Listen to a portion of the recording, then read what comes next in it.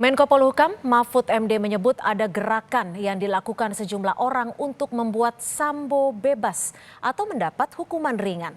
Untuk membahasnya sudah bergabung di Kompas Petang mantan Kepala BAIS, Badan Intelijen Strategis, Bapak Soleman Ponto, dan Ketua IPW Sugeng Teguh Santoso, serta anggota Kompolnas Yusuf Warsim. Selamat petang Bapak-Bapak, terima kasih untuk waktunya bersama kami di Kompas Petang.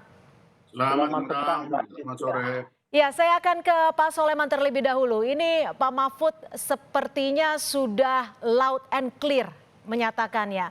Siapa sih Pak sebenarnya? Pak Jadi Soleman? Pak Mahfud kan sudah bilang ada upaya untuk gerakan bawah tanah. Dan saya bisa melihat dari indikasi, ya betul itu ada. Kenapa kita atau saya terbiasa melihat sesuatu itu dari indikasi.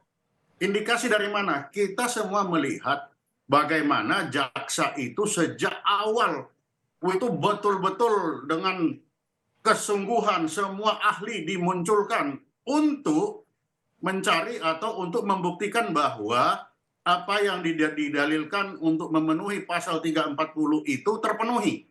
Dan dalam uraiannya terakhir, semua unsur yang ada di 340 menurut jaksa terpenuhi dan meyakinkan. Bahkan Sambo tidak ada satupun hal yang meringankan.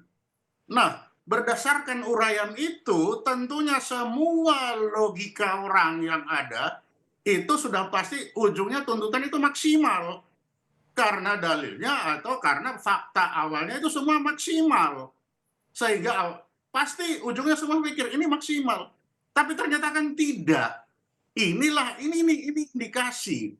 Jadi ibaratnya kalau anak sekolah itu ada 10 pelajaran, Ya. selang-selangan ujian dia dapat 10, tapi akhirnya dibilang hanya kamu dapat 9 saja. Lah kok bisa 9 ada 10, ini gimana ini? Nah, ini kan indikasi jaksa sebagai penuntut sudah pasti dia akan menuntut maksimal. Kalau fakta atau unsur-unsur yang akan dituntut itu 340 itu terpenuhi, dan menurut jaksa sendiri itu terpenuhi kan? Ya kalau itu terpenuhi, mengapa ujungnya itu tidak maksimal? Inilah yang dibilang indikasi. Oke, Pak Teguh, Pak Sugeng sudah, Pak Soleman sudah menyebutkan indikasinya sudah jelas.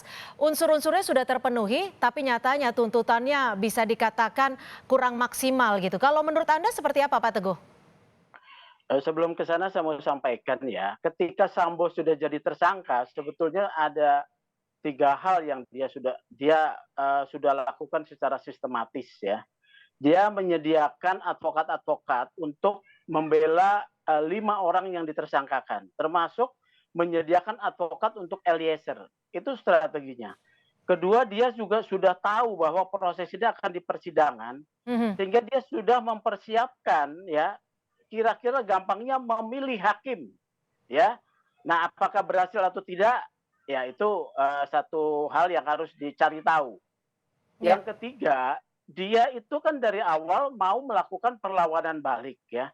Bukan zamannya lagi ini mengancam dengan fisik kepada kejaksaan, kepada hakim, bukan zamannya lagi. Yang digunakan adalah bargaining terkait dengan sumber daya informasi yang dimiliki oleh Sambo untuk menekan pihak-pihak mungkin di internal, mengarahkan agar dirinya ditolong ya, ditolong dalam tanda satu intimidasi untuk ditolong. Dan ini sudah nyata ya. Jadi begini loh. Ketika Pak Mahfud menyatakan ada itu sudah basi menurut saya ya, sudah basi karena dari awal IPW sudah mengetahui ketika dia jadi tersangka sudah ada upaya-upaya pembenaran. Artinya IPW melihatnya gelagat ini sebenarnya sudah dari awal dimulai sejak awalnya sidang. Iya, Anda tadi menyebut jadi, memilih hakim, maksudnya seperti apa itu Pak Teguh? Loh, di dalam praktek peradilan ya, sebelum perkara masuk, itu banyak praktek-praktek melakukan pendekatan kepada hakim untuk dapat dipilih kepada Tujuannya? pimpinannya. Untuk Iya. kasus ini tujuan tertentunya ada menurut Anda? Loh, ya ada dong ya. Saya mendengar informasi itu, tetapi apakah hakimnya ini berhasil pengadilan Mahkamah Agung ataupun Pengadilan Negeri Jakarta Selatan bisa diintervensi, ya itu harus dicari tahu. Itu dulu ya. Kemudian begini, tadi Pak Sulaiman tuh indikasi itu benar ya. Perhatikan, kalau menurut saya yang saat ini meminta Sambo untuk tidak dihukum mati, ya ingat ya, tidak dihukum mati ya, itu adalah justru adalah kelompok-kelompok yang menginginkan supaya Sambo tidak mengeras perlawanannya. Kalau Sambo dituntut mati, ya Sambo akan mengeras perlawanannya. Indikasinya ada dua, ya. Ketika LHP Sambo tanggal 5 April 2022 dibuka, ya, terbuka, Sambo dan Hendra Kurniawan mengkonfirmasi itu benar. Tapi kemudian setelahnya dia menyatakan saya tidak berwenang lagi. Artinya ada deal yang tercapai di sana. Ada deal yang tercapai dalam sidang ini. Oke. Yang kedua, indikasi ketika Sambo menyatakan bahwa selama karirnya Hendra Kurniawan sebagai Paminal 126 OTT polisi, ya, ini tidak terbuka kepada publik. Kalau Sambo dihukum mati, bukan hanya dua ini yang akan dia buka. Mengerasnya perlawanan Sambo. Dia tidak rela dirinya dihukum mati. Oleh karena itu lobby yang dilakukan ini, ya, mungkin lobby bukan hanya sekedar Sambo, tapi kelompok lain yang tidak ingin gaduh. Baik, saya akan ke Pak Yusuf. Pak Yusuf, tapi kan Pak Mahfud MD juga sempat menyebut bahwa menjamin independensi dari kejaksaan. Bagaimana Anda melihatnya? Baik, terima kasih Cynthia.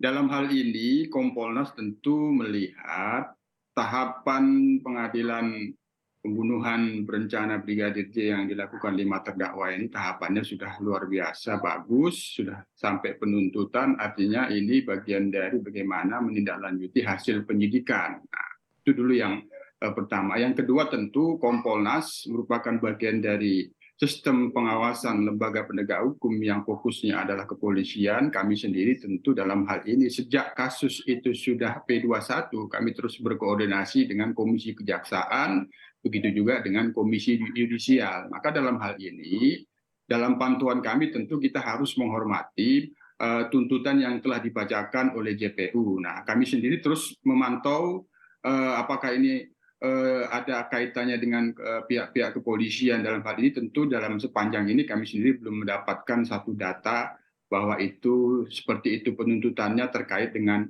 anggota kepolisian. Yang ketiga, dalam pantauan kami sebenarnya dalam kasus ini Sambo sendiri sebagaimana yang telah pernah kami sampaikan dalam proses sidang kode etik, saya sudah pernah menyampaikan ada strategi-strategi yang disiapkan oleh Verdi Sambo. Itu sudah terlihat dalam proses perjalanan hingga P21, hingga dilakukan sidang di Pengadilan Jakarta Selatan. Itu terlihat itu. Maka dalam hal ini, apa yang akan diputuskan nanti oleh hakim tentu apakah skenario-skenario yang disusun Sambo itu berpihak kepada Sambo atau skenario itu berantakan diputuskan oleh hakim yang pada saat ini sudah dibacakan tuntutannya. Yang keempat, Mbak Cynthia, kami sendiri karena melihat ada strategi-strategi tentu telah pernah menyampaikan kepada Ketua Kompolnas bahwa Verdi Sambo satu sisi dia mengakui perbuatannya, tapi pada sisi lain dia berusaha untuk melakukan perlawanan. Perlawanan itu sudah terlihat beberapa waktu lalu sempat mengajukan gugatan tun atas pemberhentian tidak haknya.